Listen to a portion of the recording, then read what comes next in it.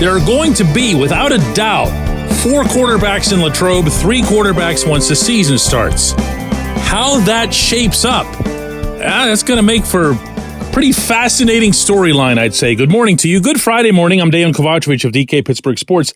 This is Daily Shot of Steelers. It comes your way bright and early every weekday. If you're into hockey and or baseball, I also offer daily shots of Penguins and Pirates where you found this. Jerry Dulac of the Post-Gazette reported yesterday that the team's interested in having a meeting with Russell Wilson, who's not a free agent technically, but has been given permission by his, I guess you could call them his current employer, the Broncos, although they'd rather not be, to go ahead and talk to other teams and see what can be arranged. That's it. That's as far as that's gone. There's zero indication from anywhere, including that report, that anything's gone further, which isn't going to stop absolutely everybody from taking it further. And that already began to occur yesterday. My stance on Wilson has not changed one bit. And that's not a prediction as to what he might do. I don't do predictions. That's not a prediction as to what the Steelers might do with him because I don't do predictions. My stance is that, wow, no, okay? Just no. I don't know how anyone could look at a situation in which you've got a 35-year-old quarterback for whatever successes, and he certainly had them, he's enjoyed in the past, who has now had $111 million in dead cap space committed to making him go away by both the Seahawks and the Broncos. That's a combined figure there. And by the way, the combined figure is actually only going to increase because he's due $39 million next season, and they're going to have to eat all of that too, regardless. So now we're going to be talking about someone paying somebody or committing the cap space, although he's getting a lot of that in cash, $150 million to just get out of my life. You go away. Don't ever show your face around here again.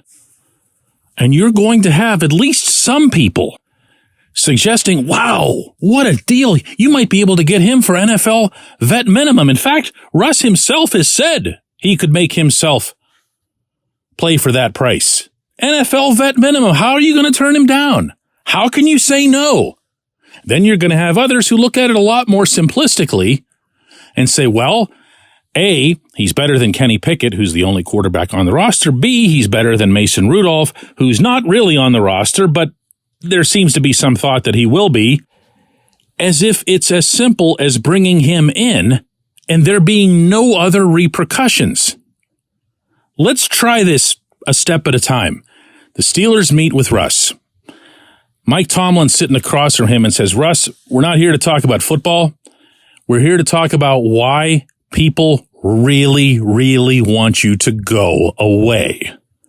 And then whenever he tries to change the subject of football, you bring it right back to that subject. And then you go through every single set of real incidents, narratives, quotes from people in both Denver and Seattle as to why they really wanted you to go away. And you actually read them out loud to him, including one just yesterday from Mark Schlereth, the former ESPN commentator who's also a former Denver player, who called Wilson, and I quote directly here, garbage. That's not commonly spoken in professional sports about another player. It's just not something that you do. More often than not, it makes you look bad. But in Wilson's case, the sentiment is so predominant that there will be zero repercussion to Schlereth because the football community just says, oh yeah, that sounds about right. Yeah, he's garbage. So why do this at all?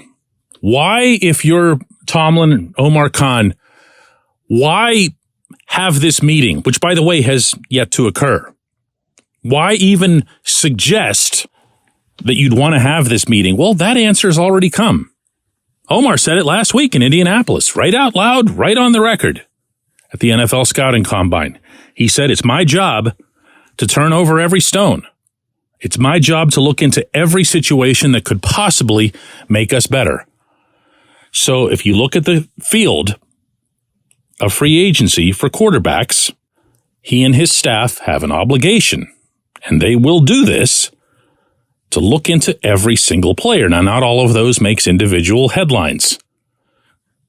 Again, Wilson is not technically a free agent, but he's available.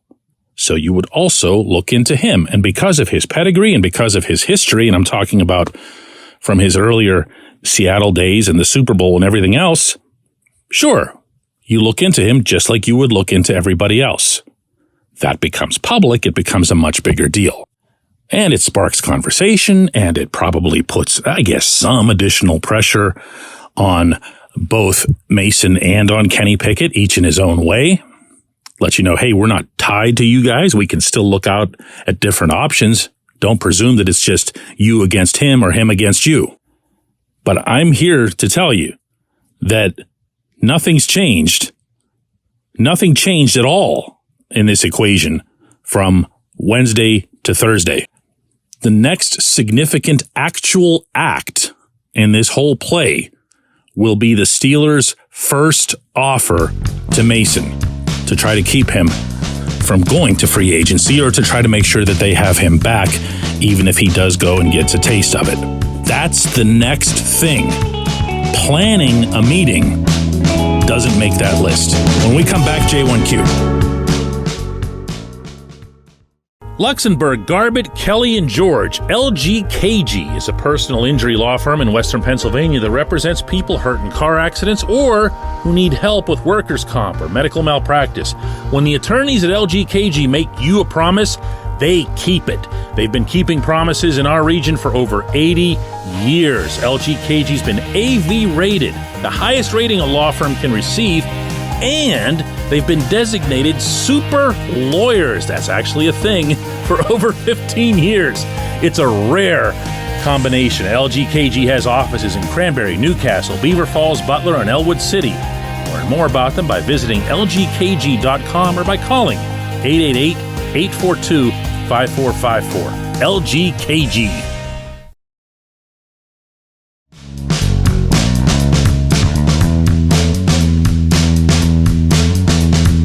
Today's J1Q comes from Chris, who says, hey, DK, I don't think this will be all that popular, but to me, it looked like TJ Watt had lost a step this past season. Did you notice the same thing? And P.S., of course, that didn't stop him from a DPOY-worthy performance. Chris, I appreciate the spirit in which you ask this, as opposed to something, really over the top.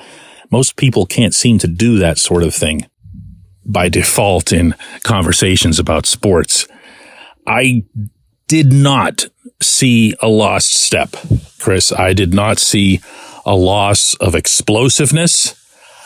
I saw, though, if you want to really get fair about it, if you want to dig into it, I saw some games in which TJ was lined up against someone whose number he really should have had, based solely on that player's place on the opponent's depth chart and or that player's experience level.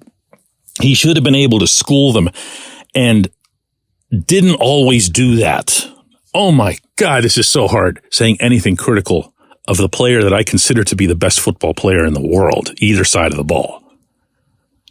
But you brought it up, and the funny thing is, truth be told, if TJ was on this show with me right now, he'd probably agree with me on this specific assessment. There were certain guys he really should have owned. Now, why didn't he? The real answer for that, and this part he would not say to you because he doesn't cite excuses ever following a performance, is he was held like crazy. Dude, you are always going to look slower when you're being held. Think about that. Think about what's happening whenever he's going after a quarterback and you see his head wrung backward, when you see his arm being pulled back in a way that's really dangerous for an edge rusher because of the triceps. That's how almost all triceps injuries occur. In fact, you know how I was bringing up with you yesterday that it'd be fun to go look at Minkah Fitzpatrick's season opener from 2022 film, game in Cincinnati out there, just to appreciate his individual excellence and just focus on number 39. I would invite you in this context to take any game, and they're rare, but where TJ has no sacks and really not all that much impact in the backfield. Watch what happens to him. Watch the different ways in which he gets mugged. It'd be stuff that if it happened to him on the street, that individual could end up in jail. But nobody does anything about it. We've been over that subject several times in recent months. The NFL just apparently doesn't have much use for edge rushers because the NFL really, really, really hates when their quarterbacks get hurt. And they're willing, clearly, to sacrifice this phenomenal part of football to try to cut down on those injury totals. But there's another factor in play here. Man, you want to talk about painful things to say out loud. I mean, I've already somewhat criticized TJ, which is really not my norm. But to compare him in one way, and only one way, to Myles Garrett, what TJ really doesn't have to his repertoire that Garrett does is your basic bull rush. Yeah, every once in a while, TJ's going to steamroller somebody's going to knock him back on their rear end because he's trying that much harder. But he doesn't have the Garrett frame. That's the reason that Garrett was drafted where he was and TJ was drafted down at the other end of that first round spectrum.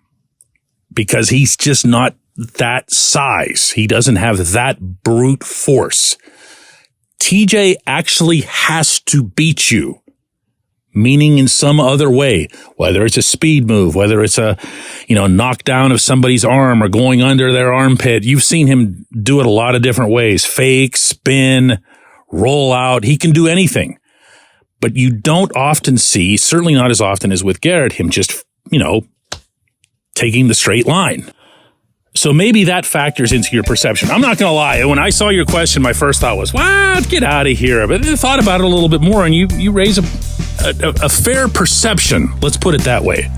I appreciate the question. I appreciate everybody listening to Daily Shot of Steelers today, all week long, and we will be back with another one of these on Monday.